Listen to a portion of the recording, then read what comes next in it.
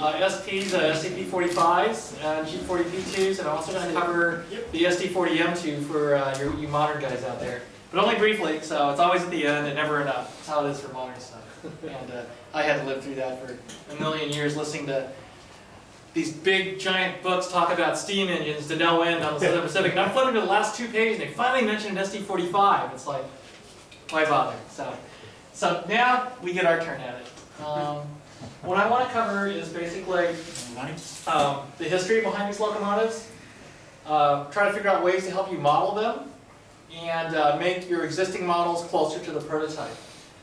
There are a lot of details that changed over the years for these locomotives, and through that, a lot of oddities or strange new features or different features that showed up on these engines over time, and the SDPs were certainly not immune to that. In fact, they were pretty well targeted for that.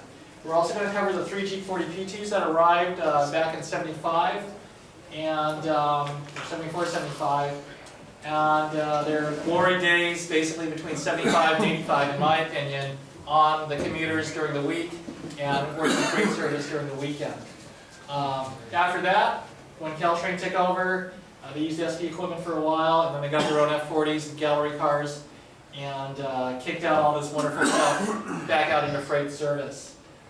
Lastly, we'll talk about the SD40M2s that arrived in the early 90s, and thank all the wonderful photographers, some of which are here, that made this presentation possible. Can you lower the lights? Yeah, can we? Oh, maybe this one. Okay. Oh, that works a lot better. So, in the beginning, in the primordial ooze, there were Alco PAs. Yeah, it looks like a dinosaur. And it is a dinosaur as far as SP was concerned. They were starting to break, and what can you do, right? Well, look for something new. There were also FP7s, but they soldiered on for a few more years. They're being in better shape, and they wanted to enter Amtrak, the vast majority, if not all of them. But as for the PAs, what next? Well, Scrapyard, Peeler Brothers, Levin Metals, all that good stuff. But as for SP, what next for the SP? Well, we'd like something that's 3,600 horsepower. Something that looks a lot like our freight SD45s that look pretty good. Would be really nice. It'd be nice if they were made by EMD. And, oh yeah, we got to go pull those passengers. Even though we don't really want to, we got to pull them anyway because the PUC said so. So, we've got to get the steam generator. All right, we'll pay a little extra. And we'll ask for one of these from our friendly locomotive salesman in Chicago. So, EMD churned out 10 of them for 10 SDPs for the SP. Great Northern picked up another 8, or just 8 for themselves. They already had SDP40s, 16-cylinder versions. And Erie Lackawanna picked up something that's like an SDP45, but isn't really. It's really called an SD45M, even though it's built on an SDP45 frame, 70'8". So, in the womb at LaGrange, we found a 3200 taking shape. Hey, what's that steam generator all about? Well, that's that big round cylinder you see right up there on the right hand of the screen. You can already see the walkway for the traction motor duct on this side, the cab, the prime mover, a lot of the internal equipment. So this is definitely an SDP. Count the cylinder covers if you want to see that it's 20 or 10 on each side. So where does this fit in SP's family? Pretty well. At the time, SP was already taking delivery of the second or third order of SD45s. But as you can see, the SDP45 is a little bit longer, the nose is the same length, even though it's got a different handbrake setup. Trucks are similar, or same depending on the order. Traction motors are the same. Fill capacity, a little bit less. Why? Because you need 2,500 gallons of water to get that, boil all that water to keep everything warm and cool on the passenger train. Later on came the 45X, later on came the 45T2. All were built, these long guys, all shared the same frame. The truck centers were different because the 45X and the 45T2 used the HTC, so the distance between the two trucks was different, or where the bolsters for the two trucks. And the 45X, people tell us that it has an 88-inch nose. That's always up for debate. I think I agree with that. Harry, why the weird handbrake on the 45P, on the P? I don't know why. They probably just felt that way. Okay.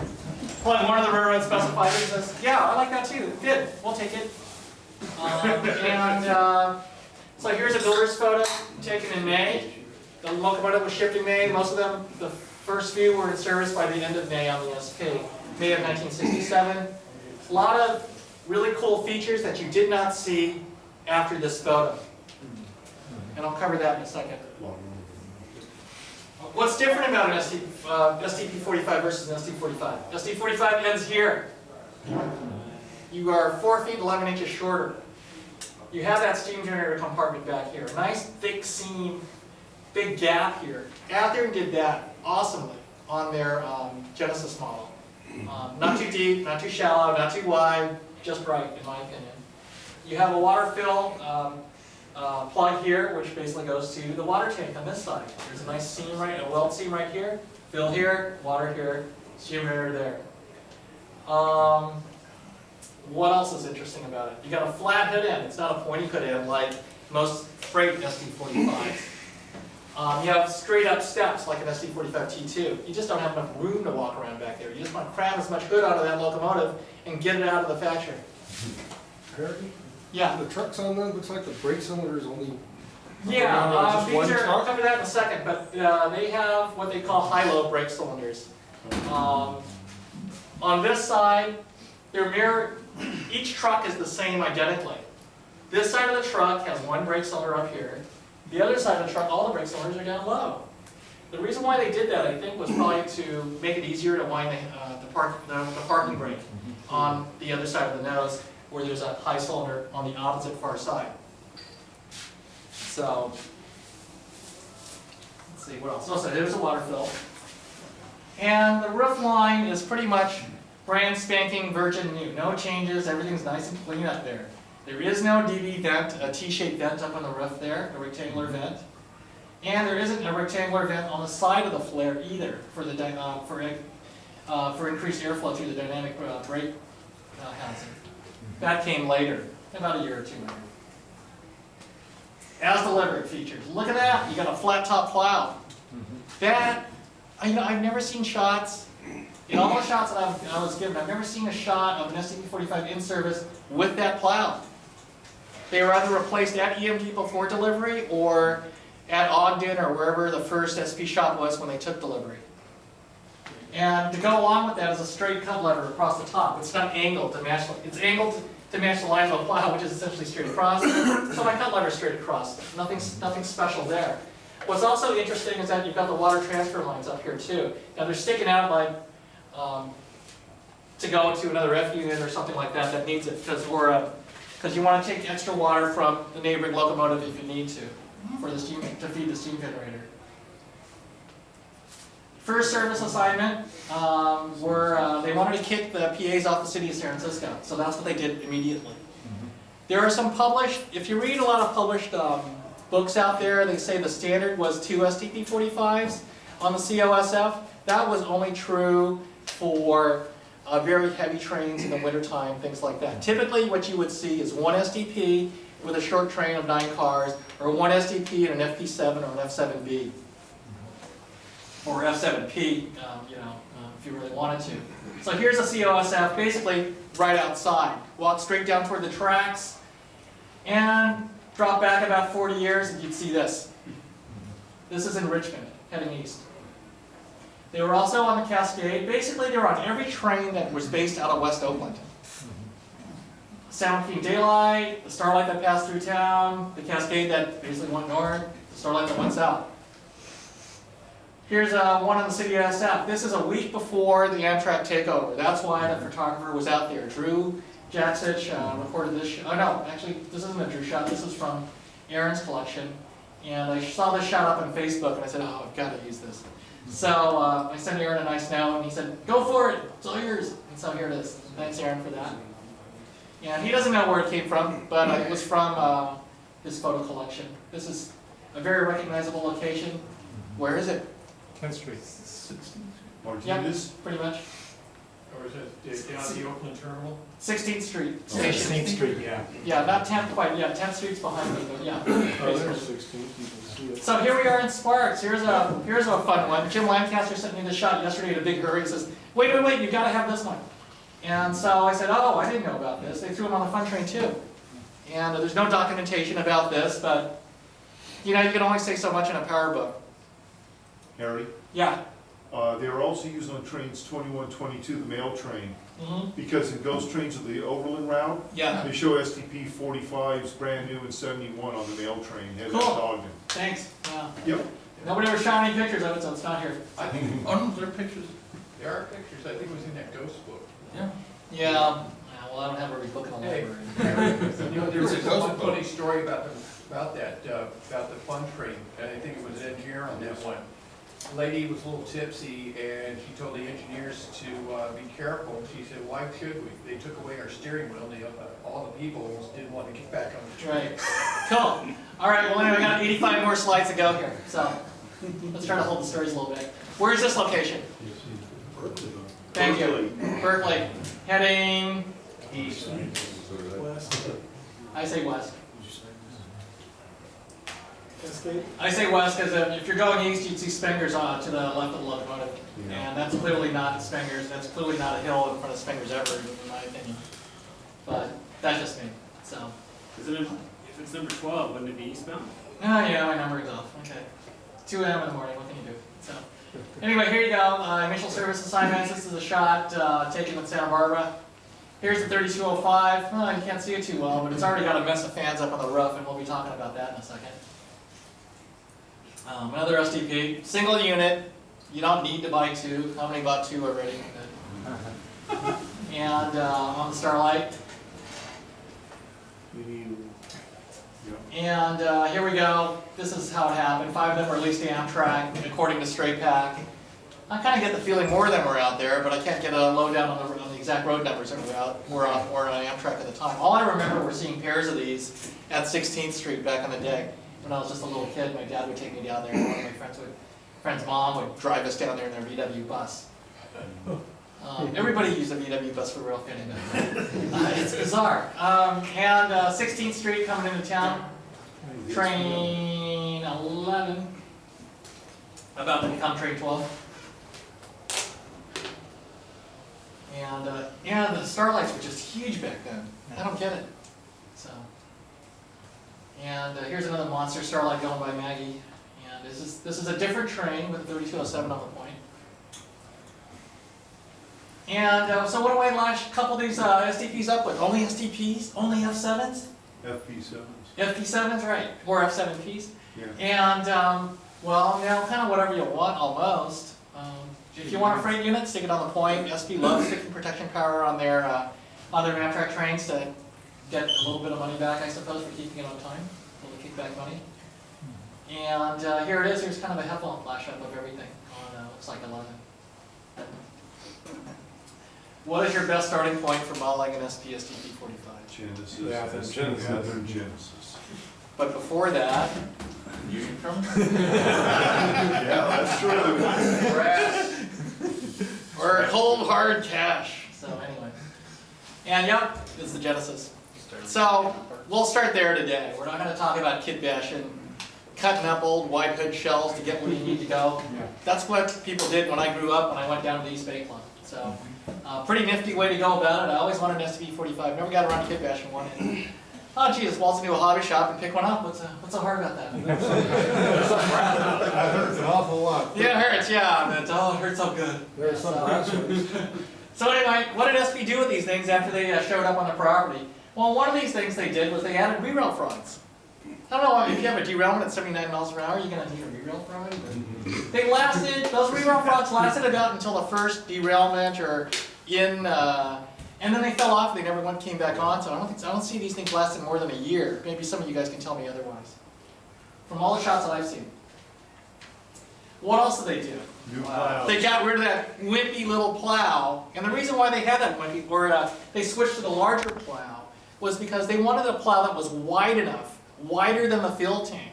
Because when the SD40s, the 8400s got delivered, and were putting the snow service up on the hill, and this is an account by some of the management on the SP on trainers, they said that the plows were fine, but the snowbanks would lift the fuel tank up off the rail and derail the locomotive. Oh, wow. So, the impact of the Sierra cement, right? They don't call that cement for nothing. So I want a plow that's wider than the profile of my fill tank. And that would keep my locomotive on the rail at least a little bit longer. And so, hey, if you're going over the hill, if you're going on Donner, you gotta have a big plow. Or you're gonna pay the consequences in the wintertime. So, normal practice for SP, and I don't, with the Genesis model, you almost have to do nothing. But the doors are always flipped up. That's what SP liked to do. It was just a nice touch. And I think it was more than just a nice touch. If you hit anything, it's not going to get tangled up in your plow too much longer. And also keep the snow out of your MU hoses or whatever. Not that you're going to, because you never know what you're going to couple up to help you drag yourself over the hill later. This is not a PL140 plow. There's a couple of doors down here to let the steam line through to the train. Okay. Huh? I was wondering what that was. Yeah. And there's also an extra signal line here for whatever passenger trains like to do to stop this train and pull that little cord. I don't know. And so what you would do is Details West, if you want to replace the plow, has a number 217 that you can use also. So there's a lot of ways you can get there from here. You can use the stock average plow, which is pretty nice. But if you want something that's a little bit closer, in my opinion, I like the 217.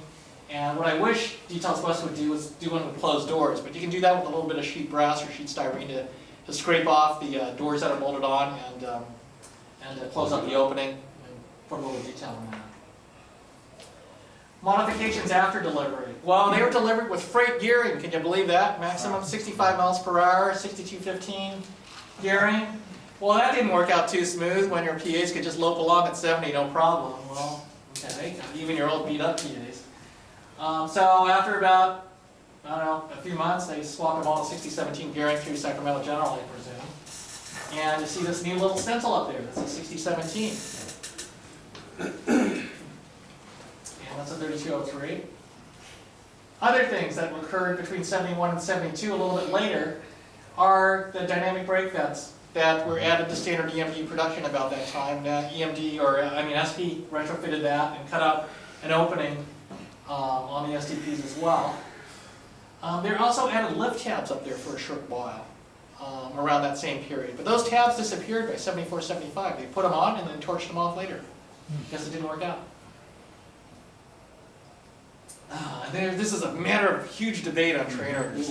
I read that with much interest when I came on, and I asked Steve here, he chimed in with this shot of the 3206. But it's about spring 71, probably about April, a lot of people say. They wanted to try out two different sizes of SP in the nose. The tiny little 15-inch version, which probably came off the nose of an F unit, the same stencil.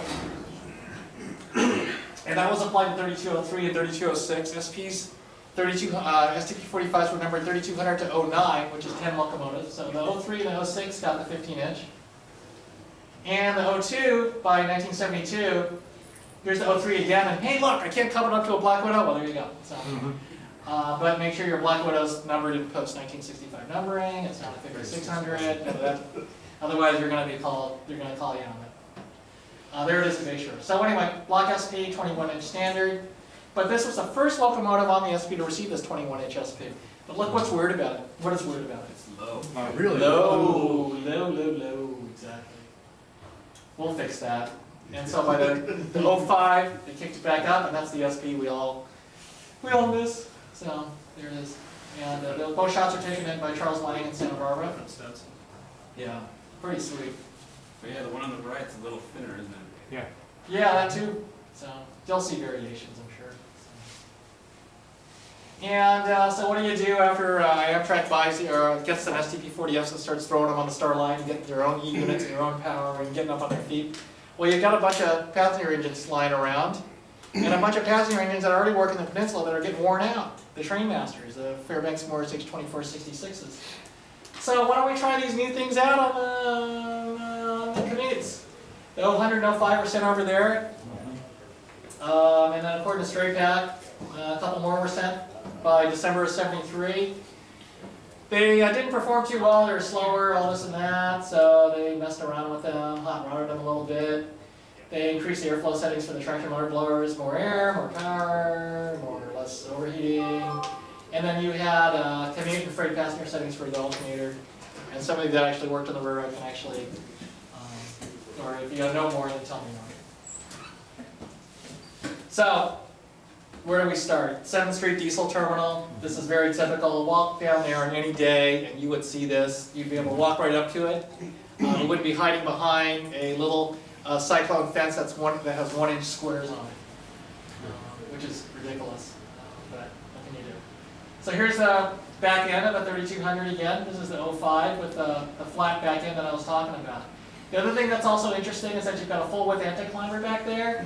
And a lot of people have criticized the Genesis SDP45 for not having a water fill pipe underneath the anti-climber like they do on the front. Well, as you can see here, everything's still working, and chances are they didn't rip it off because all the piping's still there even for the water transfer lines up above. You can still see the connections here for the water transfer lines, the rubber hoses that used to be out here. But they didn't mess around with anything down here, so I suspect Apple got this right. There is no horizontal pipe up here that basically connects the two pipes and goes back to the water tank.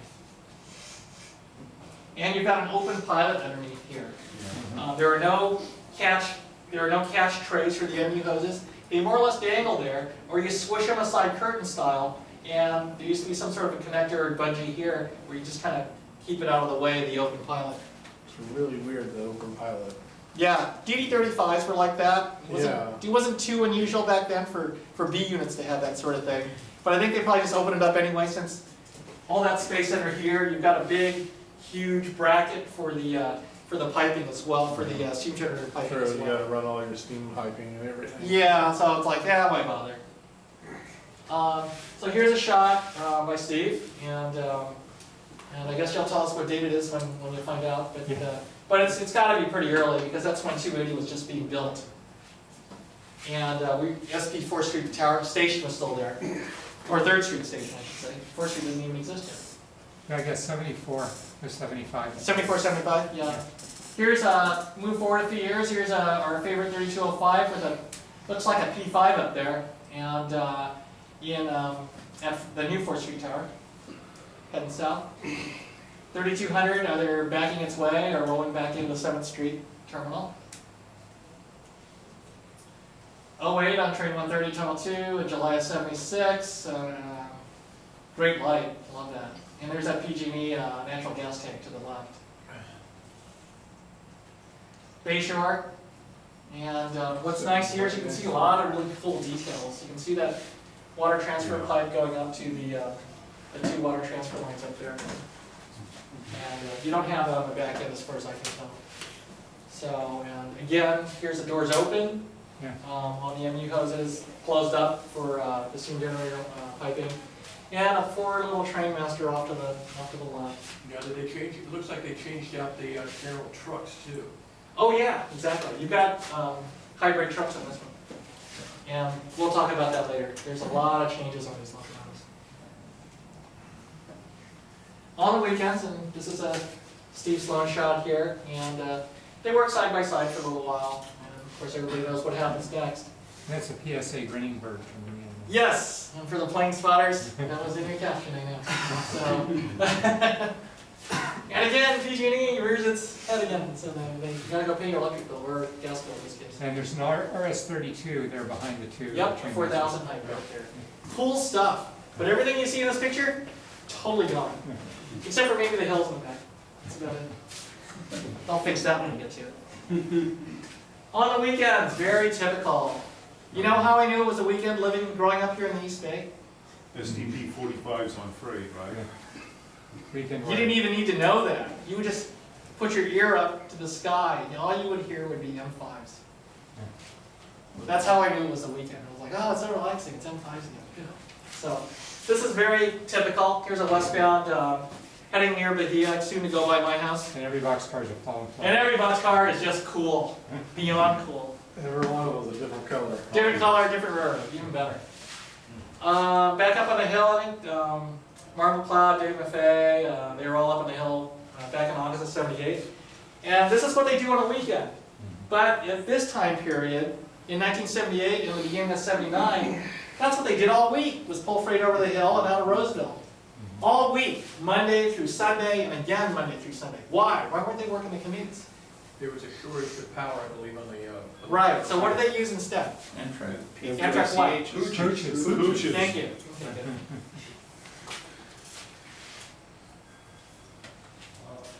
And here they are. Oh no, don't ever mix it up with a freight unit. They're different gear ratios.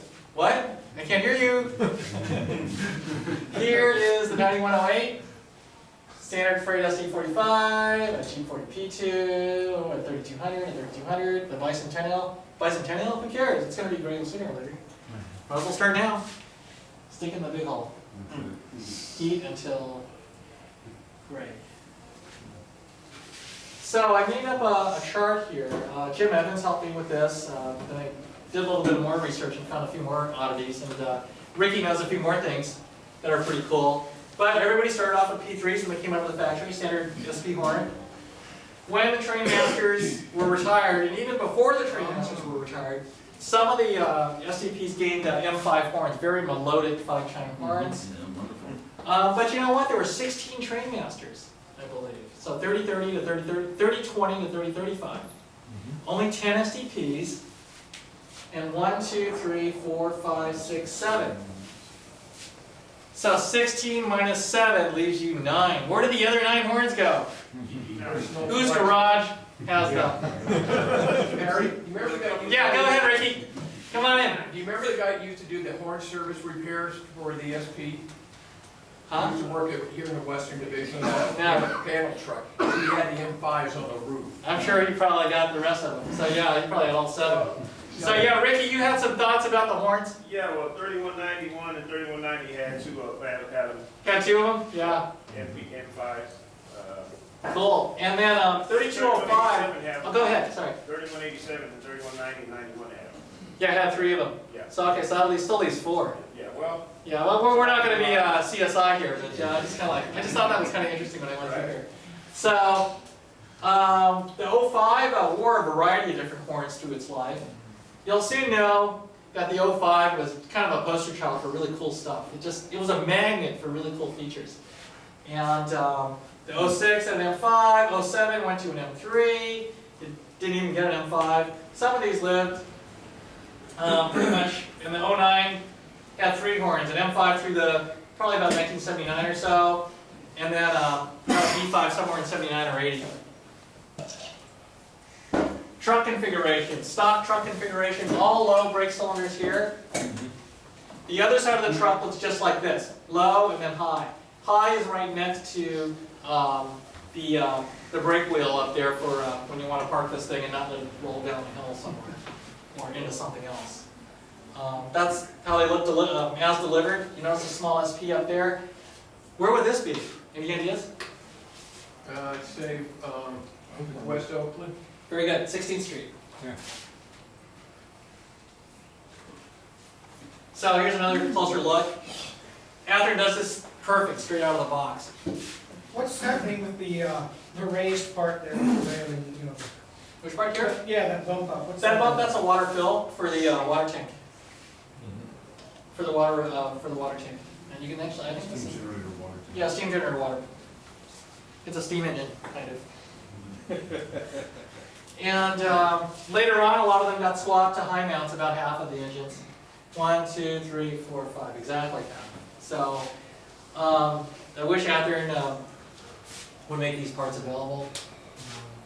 But because the Erie Locomotive units all had the high mount brakes and the SD45Ms that they had.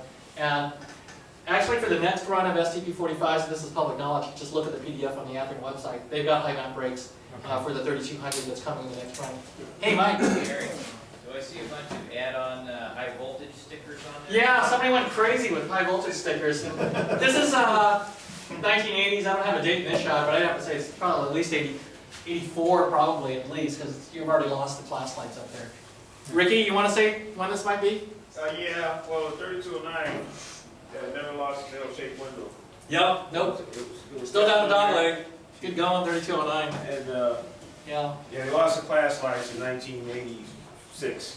86, yeah, so it's Yeah. probably 87. It's pretty late. Right. But thank God it's still got its gyro lights by then. So yeah. And as you notice that the difference, they started painting the railing back here white. Yep. Some of them actually I started painting up here, 3201 and 7, they started painting up here white. On the opposite side, where the step up, it was painted white too. That was like 1984, 85. Yeah. And, The ductless. of course, you see the 3209 with the P5 ones. They put those on in 1979. That's when they put the P5 on. I used to go to Bayshore Yard all the time. I used to see these things all the time back in my neighborhood. Yeah, So, Ricky, these are your hometown engines. I remember SD 71442. You know, I used to remember all these. Yeah. Now, the variety of, like you said, the 3205 had different fans on there. Yeah, we'll come to that. Hold on, Okay, hold on. all right. Hold on. See, the thing is, Ricky, I saw these on the weekend. You saw them every day during the week. Every day, every That's the day. difference. Yeah. Okay. You can sit up here. I step back. You're gonna be yapping again in a minute. So I'm keeping you up here. So yeah, so here I go talking about the truck swaps, right? Well, which ones got them? Well, you can kind of see here about when they got them. I got them all down here. You're probably wondering, oh man, I'm gonna go write this down. Well, I'll put it up in the web for you guys after the meet. These pictures I can't republish, but this data I can. So. And my pictures are on the web. Oh yeah, and yeah, your pictures on the web. In fact, most of these are web-based, but I tried to make an effort this time to really get permission the way I ought to. So it's pretty good. Works out usually. So anyway, everybody got the high-low brakes, and a few of them got highs. And then what's really interesting is that the 09 had high-lows twice. It went to high brakes in this period, and then got high-lows again from 77, 78, and then 79 they went back to the highs. So it's really kind of interesting. So what was the reason for using high-low versus high? High was standard for everything. That's what EMD went to later. They kind of stuck with the low brakes until they didn't feel it, until everybody told them, no, that's not working out, because every time we derail this thing, we nail the brake cylinder. No mind.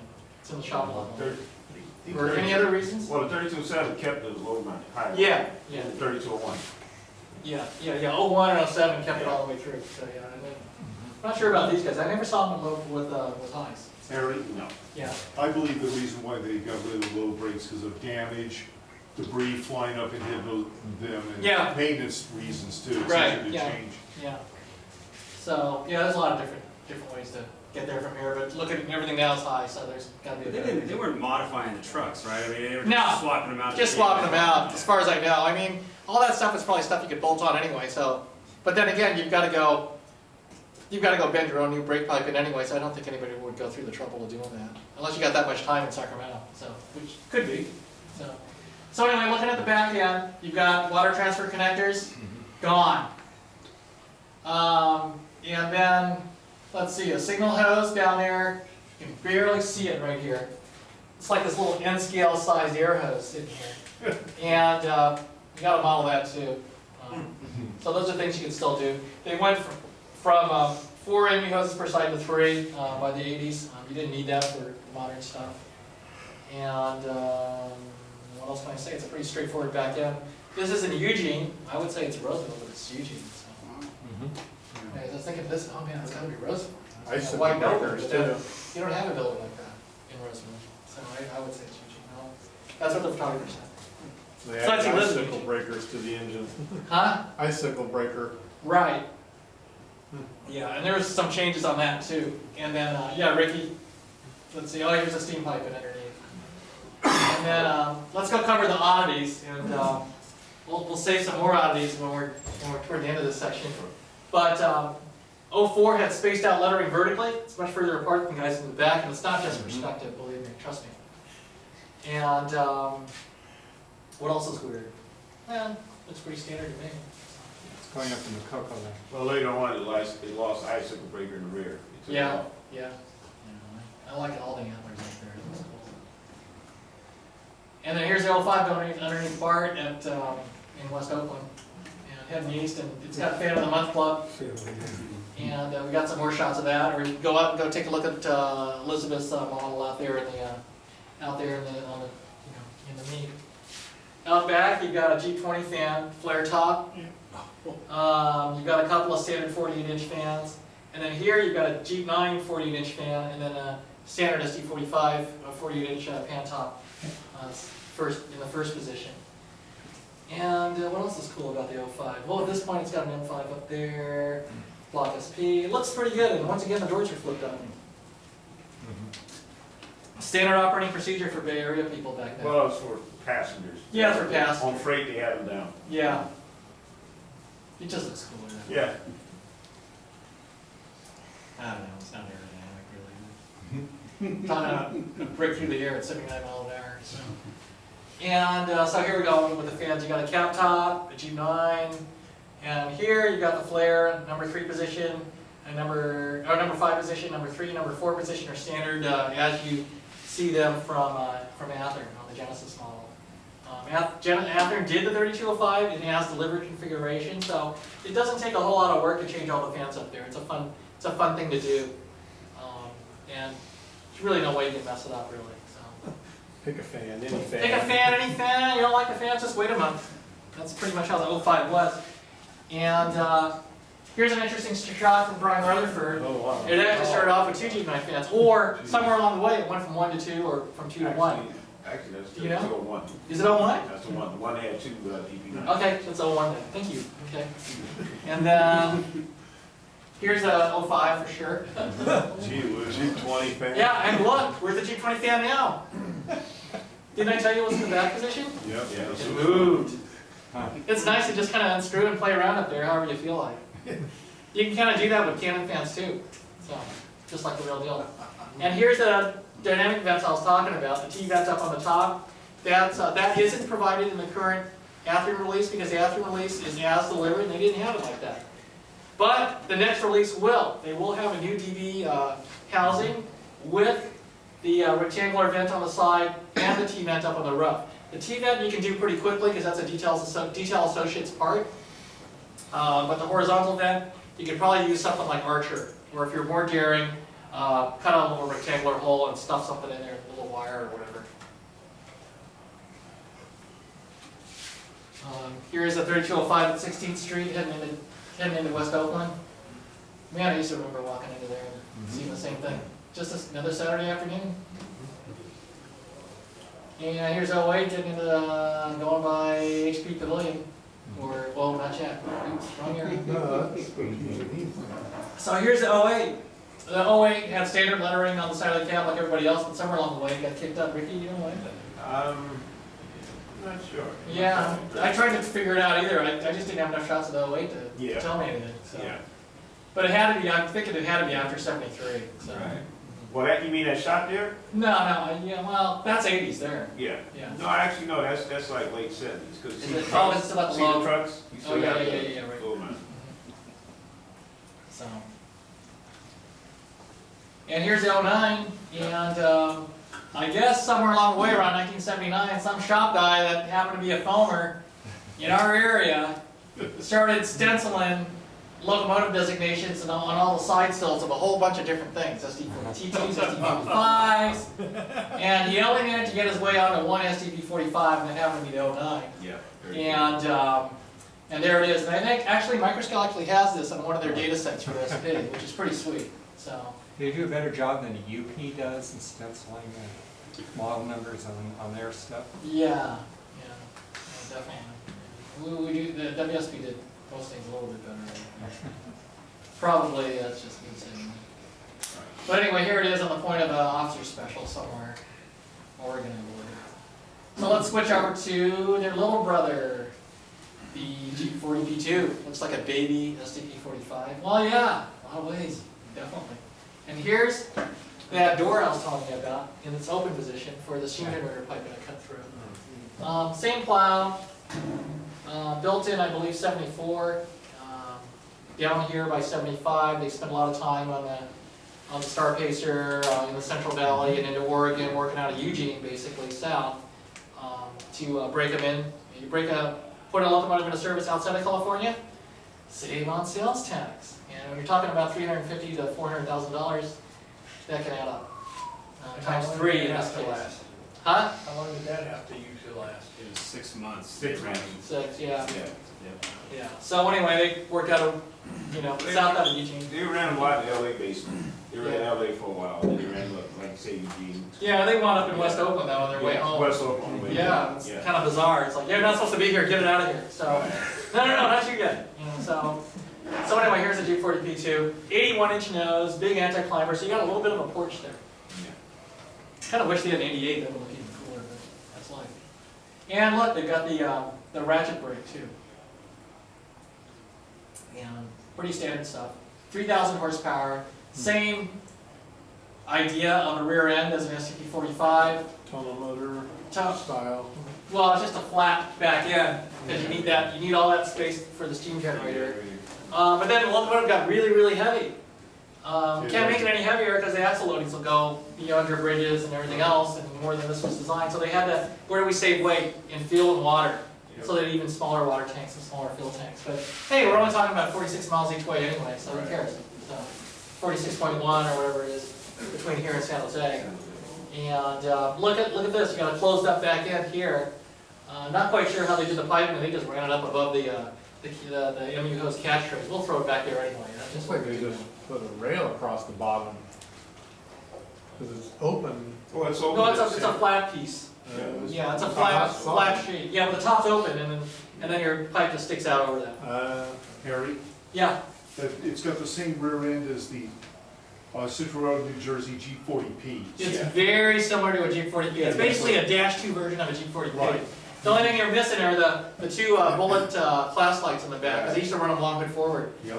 And they had larger For dual control on the Yeah. G40Ps. Yeah, yeah, I love the G40Ps too. They look really good in that black and silver with that Right. big. I remember seeing them back east, and I was like, oh man, I wish they'd drag one of those out west. Well, anyway, they rebuilt them 79 times, and they got flares going all the way to the back, like this Right. 45X toward the end, which is really cool. But don't expect that in HO, so, unless you want to build one. What else can I say? Water level sight glass, water tank with a seam, fill tank up front, just like before, -2 trucks. -2 this, -2 that, good. But definitely one of the coolest G40s out there, in my opinion. Steve Sloan shot this piece right here, and this was on the East Valley line on the BRT, March of '75, probably right before they went into passenger service, probably about a month or two after that. You'd find them at 7th Street. Yes. Here by August, they stopped one at Sacramento General and says, hey, wait, Bicentennial coming up.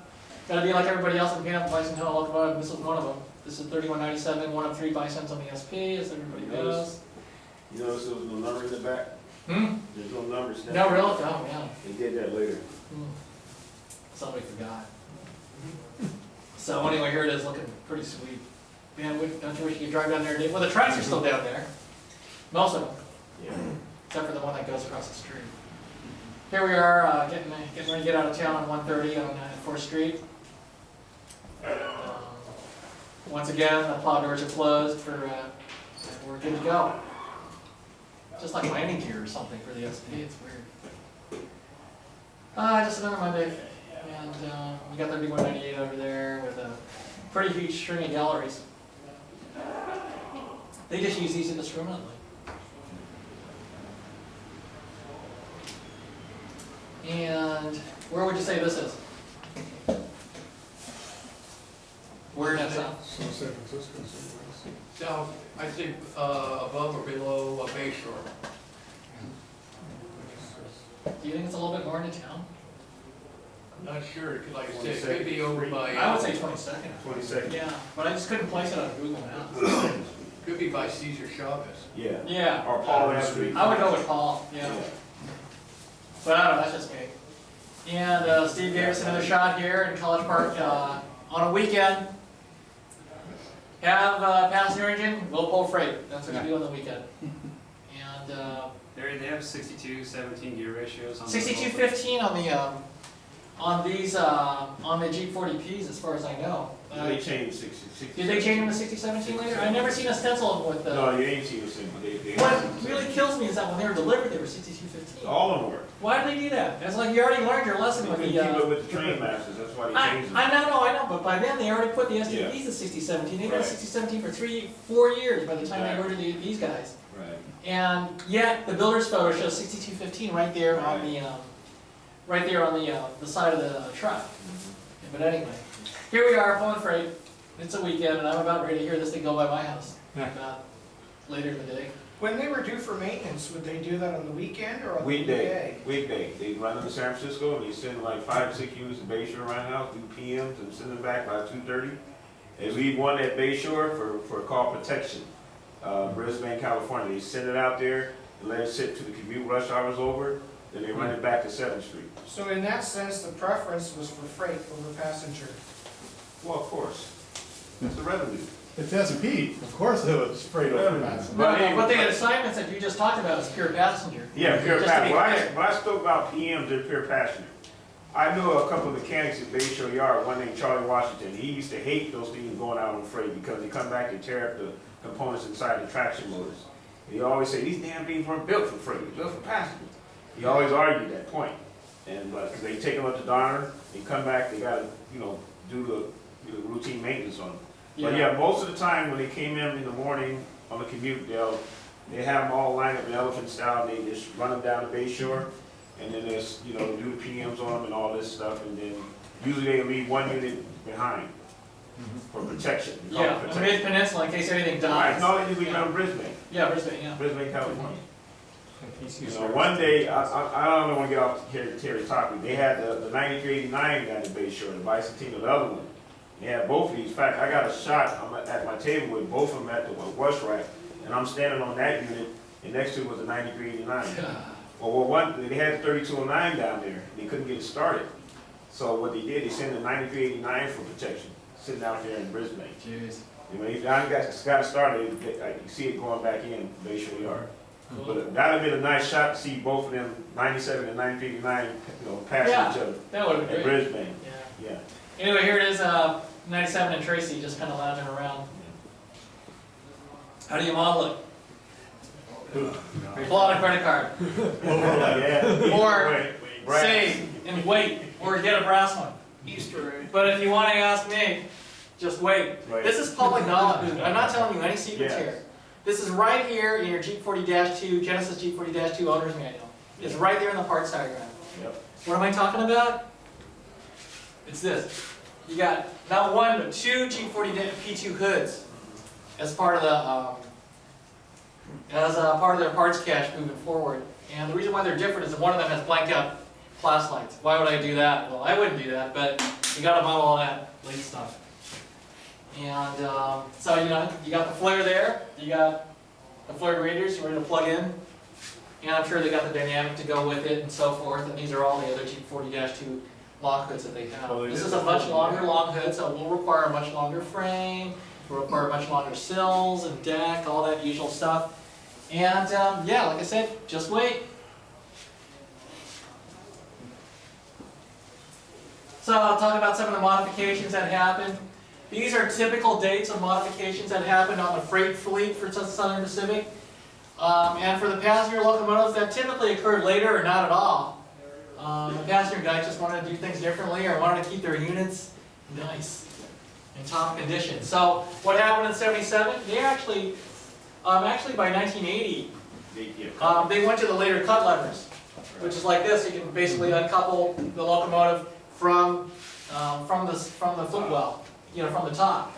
You also took out the fourth MU hose. Set to 3201. So yeah, a lot of them kept it. Even on the Kodachrome still has. Yeah, you'll see that in a second. And then the FRA window glass, you lose that dogleg window, and you get two smaller panes, which are easier and lighter to carry, and not going to knock you in the noggin every time you try to put one up there. And it's probably cheaper too, which having two panes of glass to, so one big one to replace whenever any little thing happens. You got locomotive pool assignment stenciling on the sub base. That started around 1980. Class lights started falling off around 1983 or so for freight units. Much later, 85 or up for the STPs. And then the L-shaped windows started coming off in the 80s. Set to 3209. 09 kept it. In the class lights. Class lights last a lot longer on the STPs, on the 3200s than anywhere else. Right. 86, when Caltrain took over, well, these things had to go back to freight service full time. Regear them back to 6215. Some people say they used the water tank as fuel, but I don't think they ever did. Nope. Because they kept it in That's the why hauler they kept it in LA. service. Yeah, in Anaheim, and the Anaheim hauler and all All this. he did was plug up the steam generator fittings. He kept the steam generator because they needed to wait. Yep. The P-2s, they took the steam generators out. They put bags of Cement. gravel, cement Yeah. for the weight. Yeah. But they kept the fuel tanks. They didn't take the baffle out. None of it. That's why they kept the LA basin. No, LA. LA hauler. Up in Roseville, they were back and forth, So anyway, this is January '86. This is right at the end. I think this is probably one of those last trains that was that the one with With all the airmen? yeah, all the Harriman train. I think this is it, right? Yeah. The Drew ship that shot. So here we go with a couple of tunnel motors, but this just helps to show the difference between your standard L-shaped window pane right here, and what happened next. Whoops. And so here's a cut lever, standard as delivered cut lever, or right after delivery cut lever. Up until the 77 or so, the 3200s were the first to go to the modern style, which is basically having a rectangular loop so you can pull the pin from the step well instead of from the ground or somewhere less ergonomic. Goodbye L-shaped window. Okay, take a good look. Goodbye. And these are a couple of T2s, but you get the same idea. Most of the 3200s got like this, except for the 09, as Ricky said. Okay, so the $64,000 question, why is it not, I mean, I understand having 2 panes of glass, but then you still, the engineer's side, on the horizontal window, on the engineer's side is still an odd shape. That's how it is for all EMDs back then. You know, I mean, that's just... They were, I thought the post on the SP was narrower. The post is narrower. Actually, it's on the top, it's even, it's still is L-shaped, but they just put that spacer that's separated there so they can use 2. Yeah, the SPs are narrower. What's really even cool that I found out was like even Century 628s that were delivered back in 66, 64 also had a narrower post versus any other rear rack. You see the top of the L-shaped one. The space is still the same. All they did is just added that piece in there and put a different type of window. Yeah. It's still the same. Now, you know, on a standard SD45 or AMD unit, this window is a little bit higher. Yep. Up to there. Yeah. But you can see it's still the same L shape. It just got this piece added in there. Yeah, That's so all check it it is. out. I got it covered in the next slide. So anyway, so a former L window would have it straight across, just like what Ricky said, because you're just fill it in with a post. Straight across, straight across. Standard EMD, tall window, same size glass both sides. Here you got a really long piece of glass and a standard piece of glass. And then extended vision cab front. This is like on G35s before they came up with the dog-leg window or the L shape. Tall window, but then this is the long piece of glass also. I suspect these are probably the same piece. And you can get this all in plastic today through high-tech details. That fits onto the front. That's a replacement wall for your Canon cab. And if you wait long enough and you look in your parts diagram, there might be another solution in your Genesis booklet. So for now, if you got to do it tonight, you got to have it ready for the next RPM meet, and use the high tech. Here's a 01. Okay, someday we should expect that by opening a box. So pull out, warm up the airbrush. But that's just my prognostication. You see the 4 hoses in the front. Yeah, check out the 4 hoses are still there. This is 1986. And the All little cylinders. They fell out. You still got the original, the brakes up there. You got a Simon stenciling here. You got the replaced L-shaped window there. You can see it really well. M5 still up on the roof. Nobody's garage. Later on, somebody stole it and they put a P3 on it. In Kodachrome. Yeah, probably people in LA. Thank you, Taylor. And yeah, they found their ways on the Amtrak on the Starlight lot back then. Here's the 09 freight service in 86. And you can't see it in this shot, but it's still got the dog leg in here. You lost the class light. Still got the high brakes that you gained back in 79. Again, big plow. Started painting the step wells white. That's white, like Ricky says. Started painting the fuel tank gauges there red. Yeah, all these nice little touches, and you go nuts with the stickers, like Mike was saying. And still looks pretty good. I'll take that to a museum anywhere. Yeah, but forget too late. Yeah, there's Baldy 4 on the rear. You take the ice and the brake off the rear. Oh yeah. I tripped over that thing at Bayshore Yard. It was on the ground. We took it off. What happened? Take it in your garage. Yeah, well, I'm walking along and it was right there on the ground, on the side, right, we know where he had that shot with that's the side of the Yeah, the 100. It was right on the floor. Jeez, right on the ground. Yeah. So here it is. Here's the 04. You lost the sunshade. Looking a little ragged, but hey, it's still there pretty much. And you got your, what they did in the 80s was get yourself a big long MU plug. Right. That's the style back then. That's what all good units wear. M3 horns. And the M3 up there too, yeah. Well, you can see right here, they painted the blue on it. Yeah, on the water film. Yeah, right there. When did they start doing that? That was like 79? 80s. 80s? Well, actually 79. 79, I think, 79, yeah.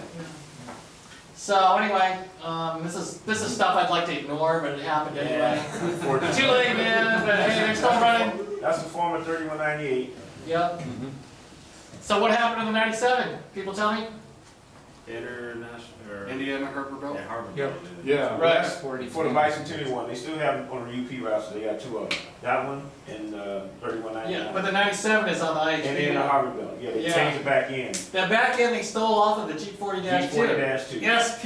They did it in Mexico. GE in Mexico did that. Right. But the two, they still have two active GP-2s on the UP routes. Why would they put a pointy back end on the back? Well, They pulled the steam generator. Huh? So easy why access. else would you do that? Why? It's not for aesthetics. Space on the roof. For the rear steps, so they For can yard make duty. Thank you. Yeah, Okay. there's that, yeah. I have an educated crowd here. This is awesome. Yeah, the P-2, this one's in Colorado right now, 1373, which is a 3198, that one you working on Yeah. Colorado. And you look up top and oh man, they plated everything over. Looks like you just left a big wad of bubble gum up there, man. It's pretty insane. But one of my friends, who shall remain nameless, went up there and took a few shots. No longer SPs, okay. No, I'm saying you ain't supposed to be up there, man. You might hit your head and bump Yeah, I was yourself. supposed to be in the engine. So anyway, here's something that's not quite an STP45. It's not even quite a 20-cylinder SD45 at this point. But inside, you've got a 16 645 3,000 horsepower thing, a prime mover, and these are the ex-Erie Locomotive locomotives. Pointy back end. Yeah, and yeah, this is car body from the outside resembles the Erie Locomotive locomotives, but they are not the same. Pretty much every hood door is different. So don't go buying an EL STP45 or EL ST45M Genesis and throw speed lettering on it, because well, it might look good, but it won't be right. So there were 6 units in all, 86, 91, and 96. It's Erie Locomotive, Conrail, and they probably went to VFD or something in the meantime to hang out before they got rebuilt by Morrison Knudsen back east. Yeah, I know MK's Utah or Idaho based, but MK had a shop in Cornell and a couple shops back east when they were rebuilding all kinds of stuff. They actually ran out here, and they released them by VMV. VFD. Yeah, the blue meanies, like Yeah. painted out in Conrail. Athens doing that too. So yeah, just get your checkbook ready when it's gonna be bad. And you gotta run that with your oil cans, man. It's gonna look great. Totally different hood doors, totally different long head. We're screwed. What are we gonna do? Well, that's okay. Go get Canon parts. And totally different truck side frame too. The brake hangers were extra heavy looking. You can't see it in this lighting. Harry, Yeah.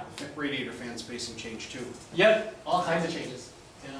Because they're using SD40 cores at this point. Yep. Because it's tighter. Each fan is butted up against each other pretty much just like an SD40. With an SD45, you got a little bit of room. Speed, don't do speed. But, I'm okay with it.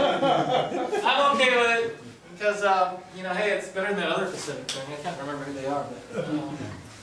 So anyway, all the hood doors are different. Trust me, because on a 45, on a 27 45, all the doors would be tall and probably a bit more narrow too. So, I'm not a door counter or a rivet counter, but hey, well, sometimes. Within 10%. Yeah, then 10%, close enough. So yeah, here you go, and here's the front end of it. 81-inch nose, pretty standard stuff, except for the trucks. You know, from the air compartment forward, it's pretty much the same as it was when it was first out shopped in LaGrange. Except maybe for that vent in the side of the nose, I'm not sure about that. And the air conditioning. So how do you model one?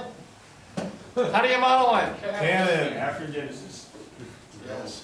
With your credit card. They're gonna do it? So check this out. And this is public stuff. I'm not telling you any corporate secrets. Don't go calling out there and saying Harry's giving away the thing. Because this is, you open up your SDP45 manual in your 3200s, you flip to one of the exploded parts pages, and just start reading. You've got, remember I told you about that T-vent that you don't have in your current run? It's coming in the next run for the dynamics. And you got that little side grill right in there. All the answers are here in the book. RTFM, read the crazy vendor.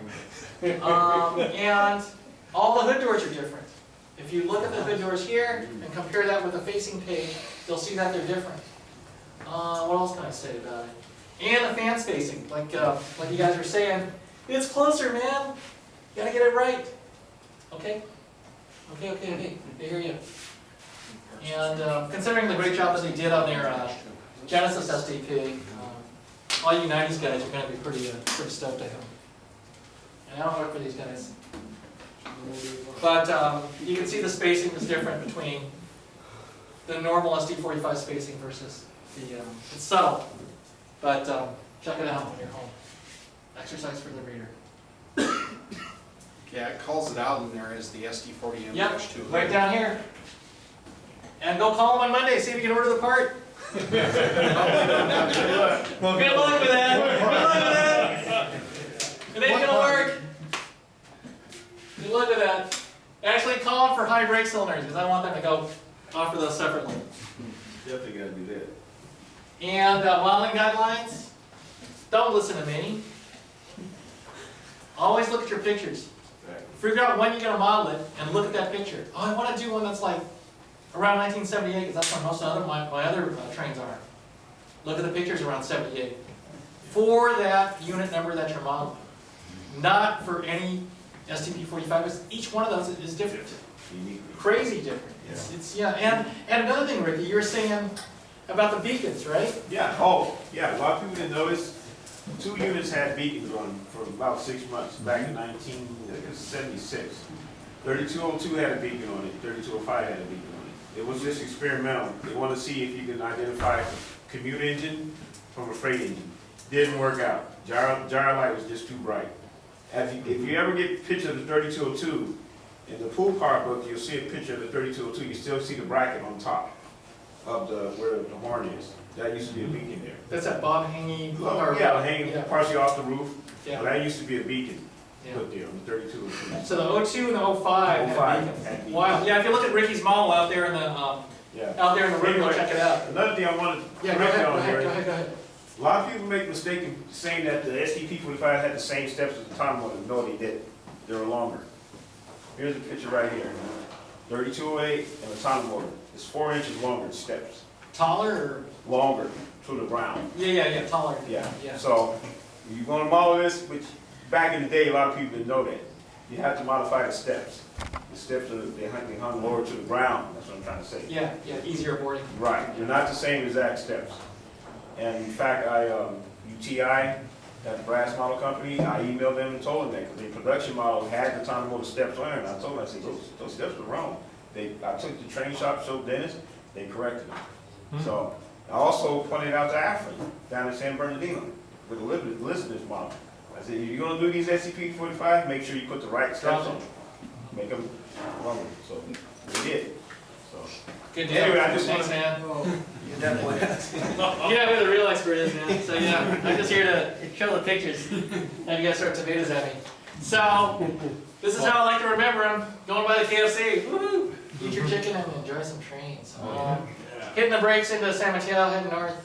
And the KFC's still there. It's the KFC Taco Bell, although that big Carl thing. That big old barrel on it. I don't have barrels there anymore. You don't think that's there anymore? And everything's got veiled fences all around everything anyway. So can't see this now. Better take a good look for the bullet train It circle. looks like 100, 3200. You don't see the ice on the breakers. Yeah, you're right.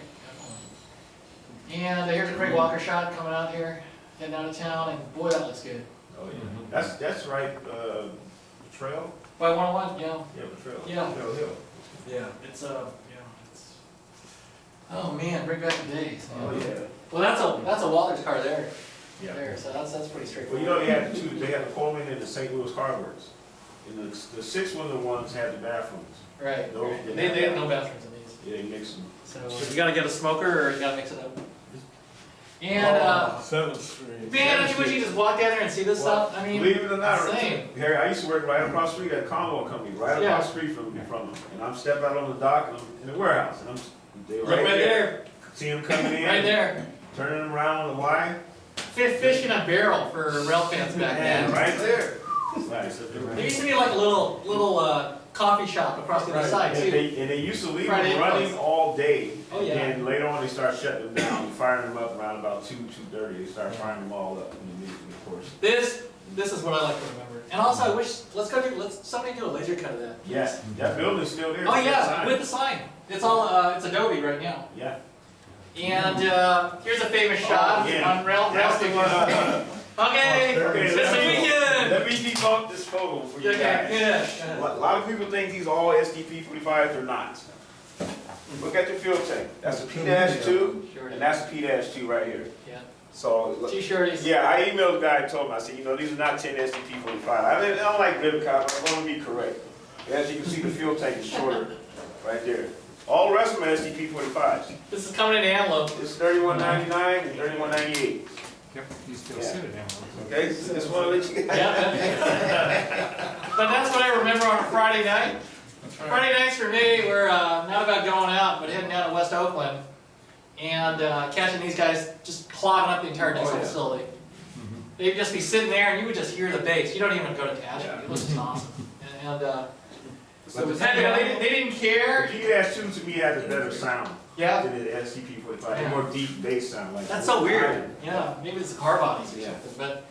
But this is what I like to remember about. Did they run them to Roseville as a set every weekend, or did they run them on, you know what I mean, and then dispatch them It from there? depends. They'll latch them all. They have put them all together, like you said. Just like that, they run them up there. Whatever they want up in Or Roseville, they sometimes, get. I got a picture over there where they have some elephant style, or then they have them one engine facing the opposite way, going up the Sparks, and then it'd be trailing coming back. So Yeah.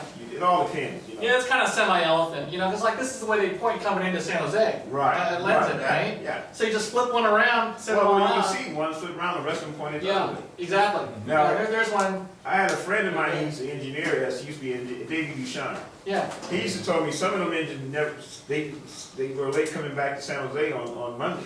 So they used to use freight engines for the commutes.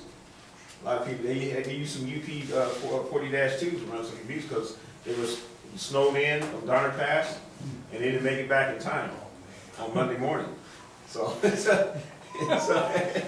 happens. Yeah, it's a long weekend. So, but anyway, that's what I like to remember about these things. Clogging up the diesel facility in West Oakland on a Friday night. Oh, beautiful. Just hearing all that bass. Beautiful. And they let the air run down, all the gyro lights, the red gyros would just start waving at each other, which is great. Neat stuff. And they'd leave town and, or when I was a younger kid, before I had my driver's license, they'd send them out 3 or 4 at a time after they come into West Oakland, or they'd just send it up in one big clump on the OACHF or something. Some big, heavy, fast thing to leave in Oakland. Yeah, that's 3205, the second unit. Oh yeah, there's 05 again. Yeah, man in the rear. Oh yeah, the flare. You can see it right here. It's still in the back. They haven't moved it up front yet. 79, they moved it up front. So. Yeah, late 70s. I gotta go throw mine way in the back. And then, so anyway, I covered pretty much everything. This is a Frank Heron shot of some giant SP thing. But you know what really kills me?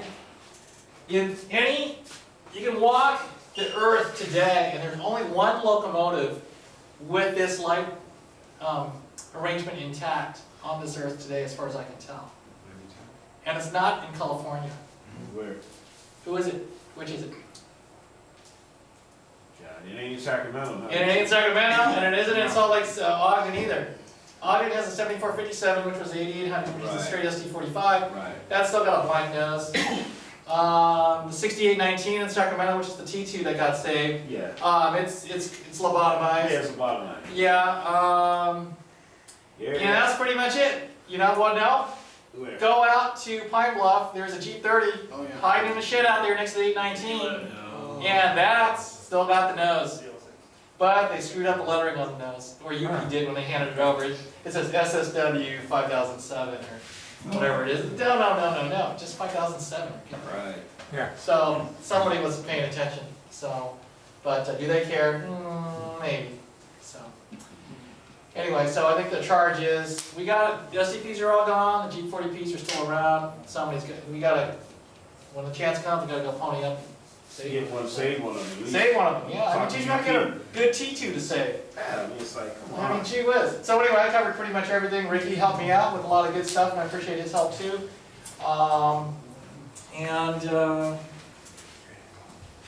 All the photographers and people that helped out with this presentation, I didn't even list all of them here. I just realized I missed a couple folks, like Bob Zank, who helped me out on some of the assignments. But thank you all for coming, and thanks,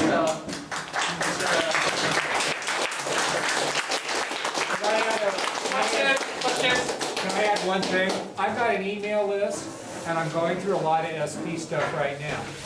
If you want to be on my email list, give me your email.